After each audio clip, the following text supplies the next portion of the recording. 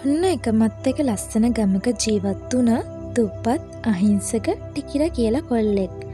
මේ ටිකිරා ජීවත් වෙන්නේ එයාගේ අම්මා එක්ක. මේ ටිකිරාගේ අම්මට කිසිම ආදායම් මාර්ගයක් නැහැ. ටිකිරාගේ අම්මා අසනීප වෙලා ලෙඩ ඇදට වැටලා තමයි ඉන්නේ. ගෙදර එදා වේල හොයාගන්නෙත් මේ පුංචි ටිකිරා. අම්මේ මම ගිහින් එන්නම්. අම්මට මම බත් වියලා බෙදලා තියෙන්නේ. කාලා පරිස්සමට ඇඳට වෙලා ඉන්න.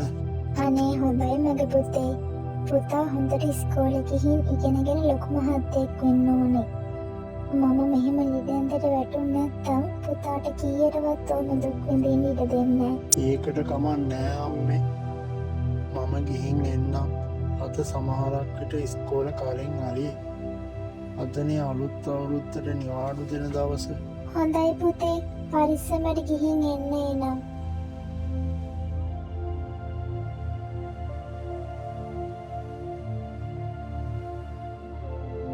ඔන්න ඉතින් ටිකිරා උදේ පාන්දරින්ම හැරිලා අම්මට කන්න කෑම ටික හදලා ලෑස්ති වෙලා ඉස්කෝලෙට ගියා. අලුත් අවුරුද්දට නිවාඩු දෙන නිසා ඉස්කෝලේ ළමයි සහ ටිකිරාගේ පන්තියේ යාළුවෝ ඔක්කොම සතුටින් hina වෙලා හිටියා. හැබැයි ඉතින් ටිකිරාගේ හිතේ නම් කිසිම සතුටක් ඇති වුණේ නැහැ. ටිකිරා මම අද නෝයත් එක්ක ගෙදර යන්න. කමක් නැද්ද? කමක් නෑ බින්දු. අපි යමු. ටිකිරා ඇයි මේ ඔයා දුකින් වගේ ඉන්නේ? ඔයාට සතුටු නැද්ද අවුරුද්දට නිවාඩු දීපු එක ගැන? මට ලොකු සතුටක් නෑ බින්දු.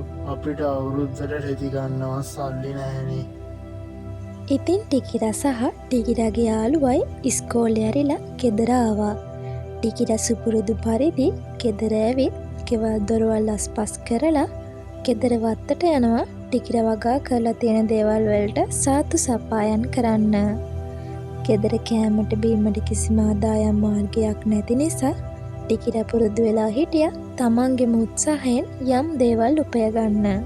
ටිකිරා ඔයා එනවද අපිත් එක්ක සෙල්ලම් කරන්න යන්න? හැමෝම ඇවිත් ඉන්නේ. මට බෑ බින්දු. මට වැඩ තියෙනවා. ඔයා යන්න. ටිකිරා ඔයා මේ පාර අවුරුද්දට මොනවද ගන්න හිතාගෙන ඉන්නේ? මට නම් අපේ අම්මා අලුතෙන් සෙල්ලම් බඩුයි අලුතෙන් ඇද්දුම් එහෙම ගොඩාක් අරන් දෙනවා කිව්වා. ඔන්න ඉතින් මේ වෙලාවේ ටිකිරාගේ හිත සෑහෙන්න රිදුනා.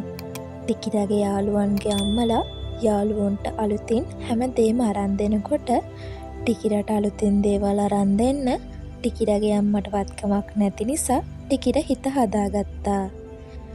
ටිකිරා වැඩ කර කර ඉන්න අතරතුරේ ටිකිරාට පොළොවේ පස් අතුලින් මහා අමුතු භාණ්ඩයක් එළියට මතුවුණා. ඒත් එක්කම ටිකිරා මේ දෙවියනේ මේ මොකක්ද මේ? කොකිස් අච්චුවක් නේද? මේක ඉක්මනට ගෙදර අරන් ගිහින් අම්මට පෙන්වන්න ඕනේ. ටිකිරායි හම්බෙච්ච කොකිස් අච්චුවත් අරගෙන ගෙදර දුවලා ගියා අම්මට පෙන්වන්න කියලා හිතාගෙන. අම්මේ මේ බලන්නකො මට හම්බුනේ මොකක්ද කියලා. මොකද්ද පුතේ? මම වත්තපාල කොට ඉන්නකොට තමයි මට මේ කොකිස් අච්චු හම්බුනේ. පුතේ ඕක කොහෙන් හරි වතුරට කහගෙන ආපු එකක් වෙන්න ඇති. ඔව් අම්මේ මම මේක හොදගෙන එන්න. අපිට මේකෙන් අවුරුද්දට කොකිස් ටිකක් හදාගන්න පුළුවන්. කොහෙ තියෙන සල්ලි ඇත පුතේ ඕවට වියදම් කරන්න අපට? ඕක ඔය පැත්තකට දාලා තියලා තියන්න. අම්මේ ටිකිරා පොළවේ මතුවන කුකිස් අච්චුවත් අරගෙන ලිඳ ළඟට ගියා අච්චුව හොඳට හොදගෙන එන්න කියලා. ටිකිරා අච්චුව සුද්ධ පවිත්‍ර කර කර ඉන්නකොට එකපාරටම අරුම පුදුම ක්‍රියාවක් සිදු වුණා. දෙවියනේ මේ මොකක්ද මේ වුනේ? කොහොමද මේක එකපාරටම රත්තරන් පාට වුනේ? මේක නිකම්ම මලකට බැඳුණු අච්චුවක් විදියටනේ තිබුණේ. ඉතින් ටිකිරා ඒ සිදුවෙච්ච ක්‍රියාව දැකලා හුඟක් පුදුම වුණා. කොකිස් අච්චුවත් අරගෙන ටිකිරා කඩිනමින් ගෙදර ගියා.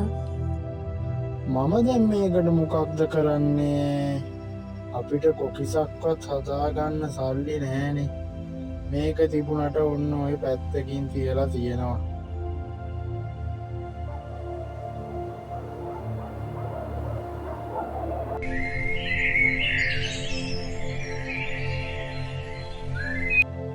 පුතේ ඉක්මනට නැගිටලා එන්න. මේ බලන්න මොකද්ද වෙලා තියෙන්නේ කියලා. පසුදා උදෑසන වෙනකොට මහා අරුම පුදුම ක්‍රියාවක් සිදු වුණා. උදෑසන ටිකිරගේ අම්මා අවදි වී කුස්සියට යන විට කුස්සිය පුරා කොකිස් විසිරී තිබුණා. අනේ අම්මේ මේ බලන්න. මම ඊයේ රෑ කොකිස් අච්චුව තාච්චි උඩින් තියලා ගියා විතරයි. මේක නම් පුදුම හාස්කමක් තමයි. පුතේ දේවියෝ අපි දිහා බැලුවා නම්. පුතේ ඔය කුකිස් ටික එක්කව කරගෙන ගිහින් ටවුම කඩපේරි වලට දාලා විකුණලා සල්ලි ටිකක් හොයාගමු. දේවියෝ අපේ මූණ බැලුවා පුතේ. අම්මයි ටිකිරයි දෙන්නම එකතු වෙලා කොකිස් ටික බෑග් වලට එකතු කරගෙන ටවුමේ කඩවලට දාන්න යන ලෑස්ති වුණා. අම්මේ ඔයා ගෙදර ඉන්න. මම මේ ටික විකුණගෙන එන්න. අම්මට මහන්සි වෙන්න හොඳ නෑනේ. ලෙඩ නිසා. පුතාට පුළුවන් ද තනියම ගිහින් එන්න? මට පුළුවන් අම්මේ. අම්මා පරිස්සමින් ඉන්නකෝ. ටිකිර කොකිස් ටිකත් බෑග් වලට දාගෙන ටවුමට ගියා. ටිකිර හිතන්නවත් නැති වෙලාවක ටිකිරගේ කොකිස් ටික ඉක්මනින් අලෙවි වුණා.